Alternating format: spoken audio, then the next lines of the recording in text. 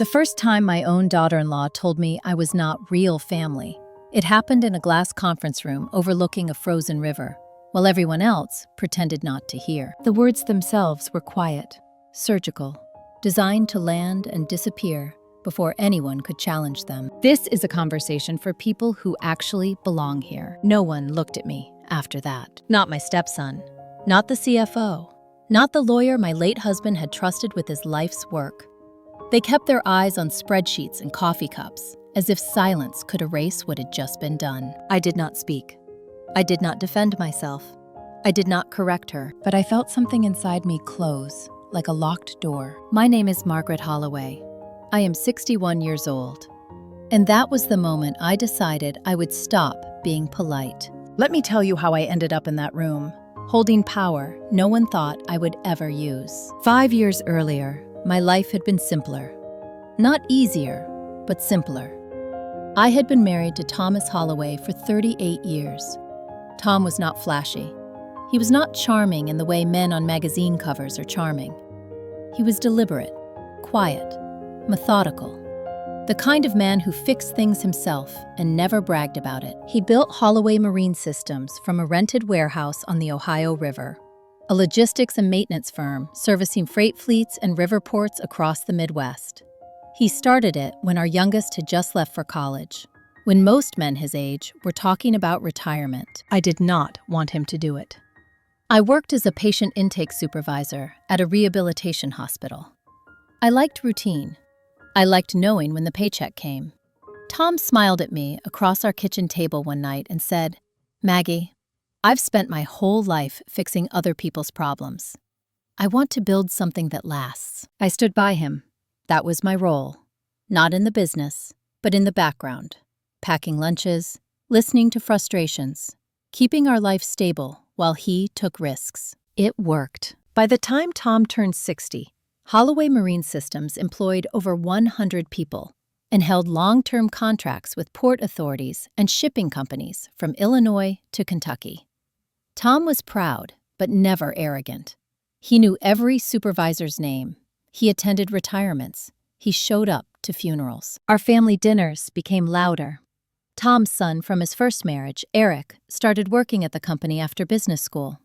Eric was ambitious, polished, and always just a little too impatient for my liking. Eric married Lila Grant 3 years later. Lila was impressive, in a way that made people lean forward when she spoke.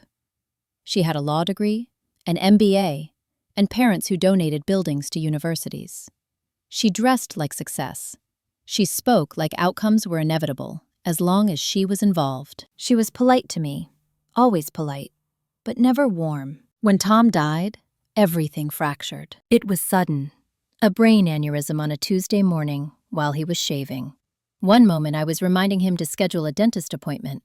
The next, I was standing in a hospital hallway, being told there was nothing they could do. Grief does strange things to time. The funeral passed in a blur of navy suits and condolences. Eric spoke beautifully. Lila held his arm, composed, immaculate, already moving like someone stepping into a larger role. A week later, I met with Tom's attorney. That was when I learned that Tom had left me 55% of the company. I remember laughing. Actually laughing. Because it made no sense. I had never worked there. I did not attend meetings. I barely understood the technical language in Tom's reports. The attorney looked at me and said, "Tom wanted you protected.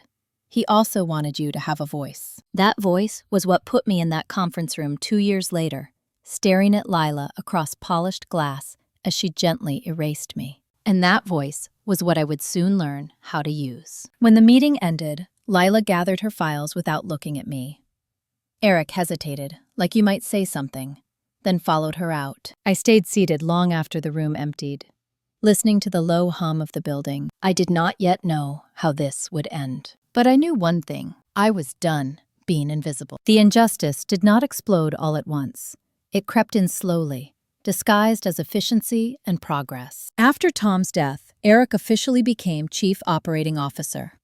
Lila was appointed Head of Strategic Development, a role created specifically for her. She said it with a smile, like the title had always existed. I attended board meetings because I was required to. I spoke rarely, but I listened carefully. That was a habit grief had sharpened. When you lose the person who anchored your world, you start noticing what others rush past. Lila spoke in confident arcs. Growth projections, market consolidation, optimization. She loved words that suggested inevitability. What she did not talk about were people. 6 months in, she proposed a partnership with a private equity firm based out of New York, Blackstone Harbor Capital. She framed it as a strategic alliance, access to capital, accelerated expansion. I asked one question. What would they want in return? She smiled and said, "A seat at the table." Eric nodded enthusiastically. This is how companies scale, Margaret. It was the way he said my name. Not Mom, Margaret. As if I had aged into irrelevance. I asked for time to review the proposal. Lila agreed, her smile never fading. That night, I pulled Tom's old notebooks out of the hall closet. He kept everything. Notes from early clients, handwritten reminders, philosophy scribbled in margins. One sentence appeared again and again. If growth costs integrity, it costs too much. I started researching Blackstone Harbor. Quietly, carefully. I did not tell Eric. I did not tell Lila. What I found unsettled me. The firm specialized in acquiring controlling interest, restructuring operations, and selling off divisions. Layoffs were standard. Contracts were renegotiated aggressively. Communities were collateral damage. This was not alignment. This was extraction. I brought my concerns to Eric over lunch. He listened, but I could see his attention slipping, his loyalty already divided. Lila knows this world, Mom. She wouldn't steer us wrong. When I insisted, he sighed. You're letting emotion cloud your judgment. The wound opened then. Not sharp, dull. The kind that aches longer. At the next board meeting, I spoke up. Calmly, clearly. I asked whether anyone had reviewed Blackstone Harbor's full acquisition history. Lila answered for everyone. We don't need to dig into every past deal. What matters is what they can do for us now. I reminded her that I held majority shares. That was when she leaned slightly toward me and said it. This is between people who are actually family. Her eyes did not waver. She meant it. After the meeting, Eric confronted me in the hallway. You're making this difficult. I looked at my stepson, the boy I had helped raise, and realized he no longer saw me as protection, only obstruction. That night, I called Tom's attorney and asked a question I should have asked sooner. What exactly can I do? He told me the truth. I had the authority to call a special meeting, to demand disclosures, to remove board members, to block deals entirely. Power is only invisible until you decide to acknowledge it. I did not sleep that night. I sat at my kitchen table, Tom's chair empty across from me, and weighed the cost of action. By morning, I knew this was no longer about business. It was about being erased from my own life. And I was not done yet. The next step would change everything. And it would start with a phone call no one saw coming. The phone call I made that morning was not dramatic. No raised voice, no threats. It was simply precise. I called a forensic accounting firm in Cincinnati that specialized in corporate due diligence. I did not tell them who I was at first. I asked what it would cost to conduct a discreet review of a private equity firm's involvement in mid-sized logistics companies over the past 10 years. When they asked why, I told them the truth. Because I think someone is lying to me, and I need to know how deep it goes. By the end of the week, I had signed a contract and wired a retainer large enough to make my hands shake. It felt reckless, indulgent, almost dangerous. But grief had already taken the safe version of my life. I had nothing left to protect except the truth. In parallel, I began paying closer attention inside the company. Lila had changed after the board meeting. She was more distant with me, less careful. Power makes people sloppy when they think they've already won. She stopped inviting me to informal updates, stopped copying me on certain emails. When I asked questions, she responded with summaries instead of documents. Eric noticed none of it, or perhaps he chose not to. The next escalation came at Thanksgiving. I hosted, as I always had. Same house, same dining room, same recipes Tom loved. Eric and Lila arrived late, dressed like they were stopping by out of obligation rather than tradition. Dinner was polite, until dessert. Lila set her fork down and said, almost casually, Eric and I are thinking about moving. Eric looked surprised. Moving where? New York, for a year or two. Blackstone Harbor wants Eric closer to their leadership team. The room went very quiet. I looked at my stepson. You didn't mention this. He avoided my eyes. It's not finalized. They want me groomed for a larger role, Lila added smoothly. This is an opportunity for us. For the company. For control, I thought. So Holloway Marine Systems will be run remotely. Temporarily, Eric said.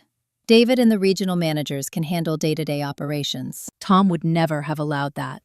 I did not say it. I simply nodded. That night, after they left, I stood in the kitchen, staring at the sink, until my legs ached. Something fundamental had shifted. The company was no longer being grown. It was being positioned, packaged, sold. 2 weeks later, the accountants called. They asked if I was sitting down. Blackstone Harbor had a pattern that went beyond aggressive growth. In 3 separate cases, they had used shell advisory firms to influence internal leadership decisions before formal partnerships were announced. In one case, a senior executive's spouse had received consulting fees through a third-party entity. In another, a board member had been promised post-acquisition employment in exchange for early support. The firm had not broken laws outright. They had bent them, leaned on gray areas, exploited loyalty and ambition. I asked the question I had been avoiding. Do you see any connection to Lila Grant? There was a pause. Yes, they had found emails. Indirect, carefully worded, but consistent. Lila had been in communication with the Blackstone Harbor managing director 18 months before Tom died. She had not disclosed this to the board. My hands went cold. This was not strategy. This was orchestration. The following Monday, I requested copies of all communications related to Blackstone Harbor. Lila delayed, claimed technical issues, promised transparency. Eric called me that night, frustrated. Why are you doing this? Because something is wrong. You're creating conflict out of suspicion. Number 1, I said quietly, I am responding to evidence. He hung up. The accountants sent their preliminary report 3 days later. It was damning, but incomplete. Enough to ask questions, not enough to act. Yet, I forwarded nothing. I told no one. Instead, I asked for one more thing. I want to know who benefits most if this deal goes through. The answer would arrive sooner than expected. And when it did, it would fracture my family beyond repair. The evidence did not arrive in a neat package. It arrived like rot revealed beneath polished wood. The accountants uncovered a consulting entity registered in Delaware, Hollow Point Advisory. It had billed Blackstone Harbor for strategic outreach services over the past 2 years. The sole listed principal was Lila Grant, not Holloway. Grant, maiden name, carefully used. The payments were staggered, quiet, large enough to matter, small enough to avoid immediate scrutiny. She had been paid to influence access, to open doors, to prepare the ground. I stared at the spreadsheet for a long time before I could breathe again. This was not ambition. This was betrayal. I scheduled a private meeting with Eric. No Lila, no lawyers, just us. He agreed, reluctantly, still believing this was about control rather than truth. We met at the old riverfront cafe Tom used to love. Same cracked leather booths, same smell of burnt coffee. I slid the folder across the table. Read this. He skimmed at first, then slowed. His face drained of color. What is this? Proof, I said, that Lila has been working with Blackstone Harbor long before the board knew anything about them, that she has been paid, that she positioned our company as a target. He shook his head. No, that's not possible. She would have told me. She didn't. You're misunderstanding. These could be unrelated. I showed him the email excerpts, the timelines, the financials. Silence settled between us. When he finally spoke, his voice was smaller. Why would she do this? Because she wants what she's always wanted. Influence, control, an exit that benefits her. Eric stood abruptly. I need to talk to her. Be careful, I said. Do not tell her where this came from. He left without answering. That night, Lila called me for the first time in weeks. Her voice was calm. Too calm. Margaret, we need to clear the air. Eric is upset. He thinks you're turning him against me. I am not turning anyone. I am revealing. You're overstepping, she said softly. You don't understand the complexity of what I'm doing. I understand that you lied. She laughed. A single sharp sound. This is business. This is family business, I corrected. And you crossed a line. There was a pause. Then her voice hardened. You don't belong in this world. You never have. You're sentimental, reactive. You inherited power you didn't earn, and you underestimated me, I said. The silence that followed was electric. If you push this, she said finally, you will destroy your relationship with Eric. I am not the one destroying it. I hung up before she could respond. The next morning, I called an emergency board meeting. I exercised my authority as majority shareholder. I demanded full disclosure of all third-party consulting relationships tied to Blackstone Harbor. Lila arrived furious. Eric arrived pale. The lawyer arrived, confused. I placed the folder on the table. This meeting will determine the future of this company, I said. And who gets to be part of it? Lila leaned back, crossing her arms. You're making a mistake. Number 1, I said calmly. I'm ending one. Eric looked at her. Tell me the truth. For the first time since I had known her, Lila did not answer immediately. That hesitation was everything. And it was the moment the illusion shattered. The room did not explode the way people imagine when truth finally surfaces. There was no shouting at first, no slammed fists. There was silence, heavy, suffocating, the kind that presses against your ears until you become painfully aware of your own breathing. Eric was still standing. His hands rested on the back of his chair, knuckles pale, as he stared at Lila. Tell me the truth, he said again. Not louder, not angrier, just steadier. Lila looked around the table, at the lawyer, at the CFO, at me. For a brief moment, I saw calculation flicker behind her eyes. The rapid internal math of someone deciding which version of reality to present. Then she smiled. You're overreacting. This is being misrepresented. I slid another document across the table.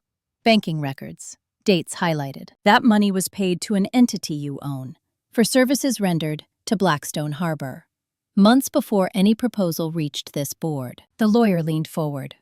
Lila, is this accurate? She exhaled slowly. Yes, but it wasn't what you think. Eric's voice cracked.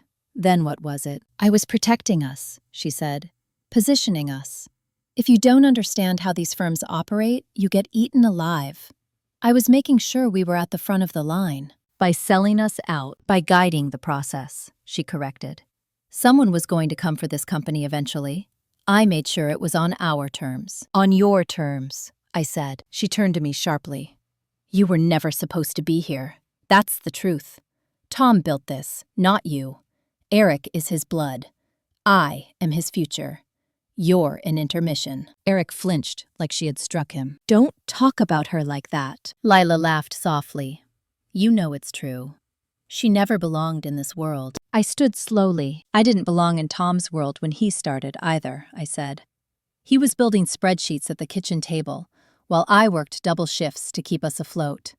Belonging isn't about expertise. It's about loyalty. This isn't a morality play, Lila snapped. This is business. Then why? She opened her mouth, closed it. For the first time, she had no clean answer. The lawyer cleared his throat. Lila, you failed to disclose a material conflict of interest.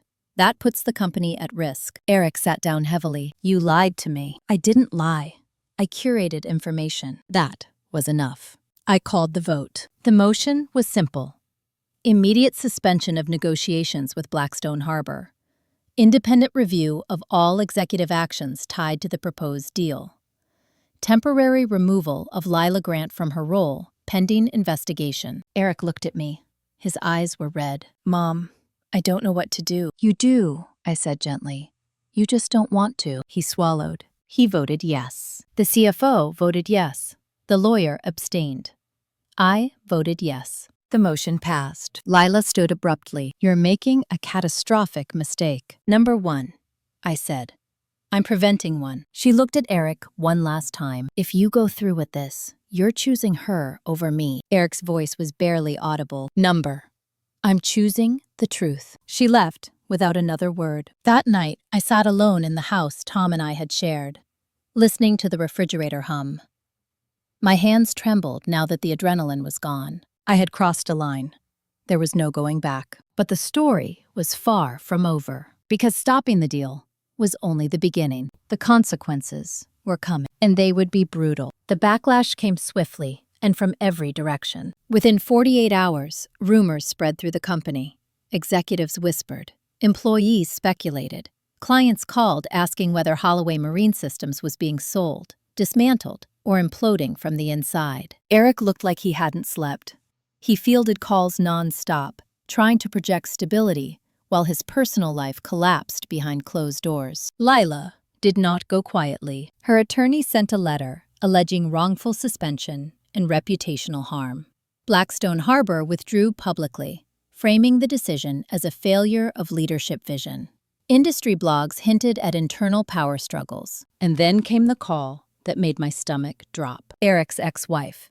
She had rarely called me directly. "I just thought you should know, Margaret," she said carefully. "Lila has been talking. She's telling people you manipulated Eric, that you're unstable, that you're trying to punish her for not being your real family." I closed my eyes. "Thank you for telling me." That night, Eric came over unexpectedly. He stood in the doorway like a lost boy. "I didn't know she was capable of this," he said. "Neither did I. Not fully." He sank onto the couch. "I trusted her. I let her guide everything." "You wanted to believe in her," I said. "That doesn't make you weak. It makes me blind." "No, it makes you human." There was a knock at the door. The investigator I had hired stepped inside, carrying a final report. It was worse than we thought. Lila had been positioning herself for an exit long before the Blackstone Harbor deal. She had quietly updated her resume, networked with competitors, positioned Eric as interim leadership while she planned her next move. She had treated the company like leverage. Eric read the report in silence. When he finished, he set it down carefully. "She never planned to stay." "No." He nodded slowly. "Then we need to act." The next board meeting was decisive. Eric stood and addressed the room. "I supported this deal," he said. "I defended it. I dismissed concerns that deserved attention. That was my failure. I'm asking this board to allow me to correct it." He recommended a full restructuring, ethical oversight, long-term contracts renewed with transparency, no private equity involvement. And then he did something I did not expect. He resigned as COO. Gasps rippled around the table. "I need to earn trust back," he said, "not inherit it." The board appointed an interim executive team. Eric stepped into a lower operational role. He would rebuild from the ground up. Lila's attorney sent another letter. We responded with evidence. She disappeared from the industry shortly after. Months passed. The company stabilized, slowly, carefully. Growth was modest, but real. Employees returned to trusting leadership. Clients stayed. On the anniversary of Tom's death, Eric and I visited the river. "I should have listened to you sooner," he said. "I should have spoken sooner," I replied. We stood there quietly. Power does not always announce itself. Sometimes it waits to see if you are willing to carry it. And I was. What came next would not be loud, but it would be permanent. And Lila would feel it in ways she never anticipated. Revenge does not always arrive with fireworks. Sometimes it unfolds quietly, methodically, like paperwork sliding into place, while someone else is still telling themselves they've already escaped. Lila thought she had. 3 months after her suspension turned into a formal termination, she resurfaced online. A polished announcement on LinkedIn. New role, senior strategy partner at a consulting firm in Boston. The post was immaculate. Comments flooded in. "Congratulations, well-deserved. Power women supporting power women." Eric showed it to me one evening, jaw tight. "She's landed on her feet." I studied the photo. The confident tilt of her chin, the familiar certainty in her eyes. "For now," I said. What Lila did not know was that termination from Holloway Marine Systems came with consequences she had underestimated. When she failed to disclose her conflict of interest, she violated not only company policy, but fiduciary duty. The lawyers had been cautious at first, but once the forensic reports were finalized, caution gave way to clarity. I authorized action. Not publicly, not loudly. We filed a civil claim for breach of fiduciary duty and unjust enrichment. We sought recovery of consulting fees paid through Hollow Point Advisory. We documented reputational harm, client instability, internal disruption. It was not about money. It was about record. Eric struggled with it at first. She was my wife. She treated your father's legacy like a bargaining chip, I said. This is not vengeance. This is accountability. The legal process moved slowly, deliberately, exactly the way Lila had once preferred things to move when she believed she was in control. Her new employer requested disclosures. Background checks do not care about curated narratives. Questions were asked. The firm put her on administrative leave, pending review. Lila called me after 6 months of silence. "Margaret," she said, "we need to talk." Her voice was different, strained, careful. I agreed to meet her at a quiet cafe near the courthouse. She arrived early. No designer bag, no confident posture, just exhaustion wrapped in professionalism. "You didn't have to do this," she said without preamble. I took my time sitting down. "You didn't have to lie. You didn't have to treat this company like prey. You ruined my career. You endangered mine, and Eric's, and the livelihoods of over 100 people." Her eyes flashed. "You never belonged there." I smiled faintly. "You keep saying that, and yet I'm still here." She leaned forward. "What do you want?" "Nothing from you," I said. "The process is already moving." She swallowed. "You're enjoying this." "Number one," I said honestly, "I'm finished with it." She stared at me like she didn't believe that was possible. Revenge had never been the point. Justice had. I stood to leave. "One more thing, Lila." She looked up. "You were right about one thing. I never belonged to your world. But you underestimated mine."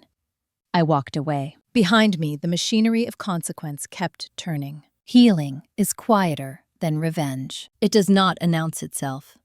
It arrives in small moments that feel almost ordinary until you realize you are breathing more easily again. A year passed. Holloway Marine Systems did not become the largest company on the river. It became the most trusted. Employee turnover dropped. Long-term contracts renewed. We invested in training, in safety, in people. Eric grew into his leadership the hard way, by listening, by apologizing when he was wrong, by asking questions instead of assuming answers. One afternoon, he came into my office holding a folder. "I'd like you to consider something." Inside was a proposal, a formal succession plan. He wanted me to remain on the board permanently, not as a placeholder, as an anchor. "You don't have to," he said, "but I want you here." I thought of the conference room, the words, "real family," the silence that followed. I signed. That winter, at Christmas, the house felt warm again, full. Eric laughed more easily. The shadows loosened their grip. Lila's lawsuit settled quietly. She repaid the consulting fees. The settlement included a confidentiality clause that worked both ways. She faded from relevance. One afternoon, months later, I saw her again. By accident, at the grocery store. She looked smaller somehow, less certain. She nodded at me. I nodded back. No words were needed. That night, I sat at the kitchen table where Tom once planned his impossible dream. I touched the worn wood and felt something close to peace. Power does not belong to the loudest voice. It belongs to the one who stays, who protects, who remembers what matters when everyone else is chasing what shines. I had been excluded, dismissed, undervalued, but I had not been erased. And the truth is, the most satisfying revenge is not watching someone fall. It is standing exactly where they tried to remove you from, stronger, still standing, and finally, unmistakably seen. I thought the story was finished when the lawsuit settled. That was my mistake. Closure is something we imagine as a door gently closing. In reality, it often comes back disguised as an echo, asking whether you truly understand what you survived. The call came on a Sunday afternoon in early spring. I was pruning the rose bushes Tom had planted along the fence, the ones he insisted would outlive us both if properly cared for. The caller ID showed an unfamiliar number. "Mrs. Holloway," a woman said carefully. "My name is Denise Carter. I work in compliance for the firm that recently employed Lila Grant." My stomach tightened, but I kept my voice steady. Yes. I'm calling because certain representations made during Ms. Grant's hiring process have come into question. We are conducting a broader review and wanted to know if you would be willing to answer a few questions. I closed my eyes. Of course. What followed was not interrogation, but confirmation. Dates, roles, disclosures that had not been disclosed, ethical declarations that had been signed and violated. When the call ended, I stood very still, shears dangling from my hand. Lila had not learned. She had merely adapted. That evening, Eric came over with takeout and worry etched into his face. She's still doing it, isn't she? Yes. He exhaled sharply. She never stops. Some people don't know how, I said. A week later, I was asked to provide a sworn statement. Not publicly, not dramatically, just facts. I did not embellish. I did not editorialize. I told the truth the way I always had. The firm terminated her quietly. Again. This time, the professional network did not rush to catch her. There were no celebratory posts, no congratulatory comments. The silence spoke louder than applause ever could. One evening, as Eric and I reviewed quarterly reports, he paused. Do you ever feel guilty? About what? About not stopping sooner. About letting things get this far. I considered the question. I feel sad, I said. I feel disappointed. But guilt implies responsibility for someone else's choices. I don't own those. He nodded slowly. That night, I dreamed of Tom for the first time in months. He was standing by the river, hands in his pockets, watching the water move. You did good, Maggie, he said. I woke with tears on my pillow and a calm I hadn't felt in years. The following month, I attended a leadership retreat the company hosted for senior managers. I wasn't supposed to speak. I had planned to sit quietly, observe, listen, but something shifted. One of the younger women raised her hand during a discussion about decision-making. How do you know when to speak up? She asked. Especially when everyone else seems convinced. The room grew quiet. I found myself standing. You speak up when silence costs you your integrity, I said. Even if your voice shakes.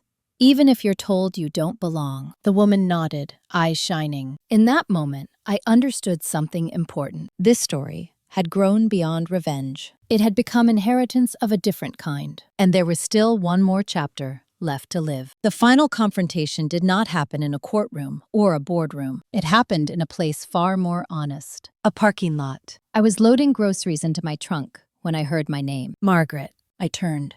Lila stood a few feet away. Thinner than I remembered, her posture rigid, like someone holding themselves together by will alone. I didn't know where else to find you, she said. I closed the trunk gently. What do you want? She hesitated. Then the words came out fast. I need you to stop. Stop what? Whatever you're doing. Every door I walk through closes. Every opportunity disappears. People won't even return my calls. I looked at her for a long moment. I am not doing anything, I said. I am not chasing you. I am not talking about you. I am living my life. Then why is this happening? Because actions have momentum, I said. And truth has memory. Her voice broke. You took everything from me. Number one, I said quietly. You gambled everything. And you lost. She stared at me, anger and desperation warring in her expression. You never forgave me. Forgiveness is not the same as protection, I said. I forgave you when I stopped needing you to suffer. She laughed bitterly. You think this is strength. I smiled, not unkindly. Strength was surviving you without becoming you. She said nothing after that. I watched her walk away, shoulders hunched, the echo of heels fading into nothing. That was the last time I saw her. 6 months later, I officially stepped back from day-to-day involvement with the company. Eric was ready. He had earned it. At the final board meeting I attended as chair, I looked around the table and felt something unexpected. Pride, not in victory, in endurance. Before I left, I spoke once more. This company exists because people showed up when it was hard, I said. Remember that when you're tempted by shortcuts. They nodded. At home that night, I sat on the porch as the sun dipped below the trees.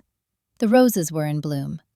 Tom would have liked that. If you've stayed with me through this story, if you've ever been dismissed, excluded, or told you didn't belong, I want you to hear this. You do not need permission. to protect what matters to you. You do not need approval to stand your ground. And sometimes, the most powerful revenge is simply refusing to disappear. If this story resonated with you, if it stirred something familiar or gave you courage, please take a moment to like this video, share your thoughts in the comments, and subscribe to the channel. Your story matters too, and it deserves to be told. I thought stepping back would feel like loss. That was the fear I carried quietly, the one I never admitted out loud. That once I loosened my grip on the company Tom built, I would lose my last tangible connection to him.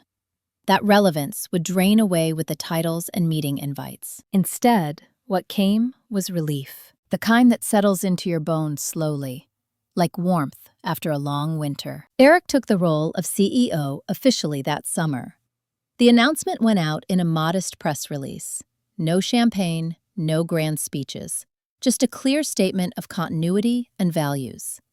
Clients responded with confidence. Employees responded with applause that felt genuine. On my last official day as board chair, I cleared out a small office I had never truly claimed. There were only a few items: a framed photo of Tom at the river, a notebook filled with observations I never needed to share, a pen Eric had given me after one meeting, engraved simply with my initials. Margaret Holloway. Not wife, not mother, not placeholder, just me. As I closed the door, I realized something important. I was not leaving. I was choosing where I belonged next. That fall, I began volunteering at a legal aid clinic for older women. It started by accident. A neighbor mentioned they needed someone organized, someone who could help intake clients and keep things moving. It felt familiar. Purpose without ego. The stories I heard there stayed with me. Women excluded from inheritances they helped build. Widows pushed aside by adult children. Grandmothers erased by rewritten wills and quiet manipulation. I did not give advice. I listened. And when they asked how I found the strength to stand up, I told them the truth. I didn't start brave. I started tired. Tired of being polite while being diminished. Tired of swallowing words to keep the peace. Tired of watching other people decide my place in rooms I had earned. One afternoon, a woman my age sat across from me, hands trembling. They told me I was being difficult, she said, that I should be grateful for what I was given. I met her eyes. Difficult is often what they call women who stop being convenient. She smiled through tears. At home, life softened. Mornings with coffee on the porch, long walks, evenings where silence felt companionable instead of empty. Eric called often, sometimes about work, sometimes not. One night, he said something that stayed with me. I didn't lose my marriage because of you, he said quietly. I lost it because I confused ambition with integrity. I was silent for a moment. Then you learned. That matters. As the year turned, I felt something close to gratitude for everything that had broken, because breaking had revealed what could not be taken from me. My voice, my judgment, my place. And there was still one final moment of reckoning left, not with Lila, but with myself. The last meeting I attended was not about business. It was Thanksgiving. The house was full again. Not crowded, full. Eric cooked this year, nervously over-seasoning, calling me into the kitchen every few minutes to taste and adjust. I watched him move through the space, confident but humble, and felt a quiet pride that surprised me. At the table, after plates were cleared and wine poured, conversation drifted to memories. Dad would have loved this, Eric said softly. I nodded. He would have loved that you finally stopped trying to impress people who didn't deserve it. Eric laughed, then grew serious. I owe you more than I ever said. You don't owe me anything, I replied. Just keep doing what you're doing. Later, when the house grew quiet and dishes were stacked to dry, I stepped outside alone. The night air was crisp. The roses were bare now, resting, waiting.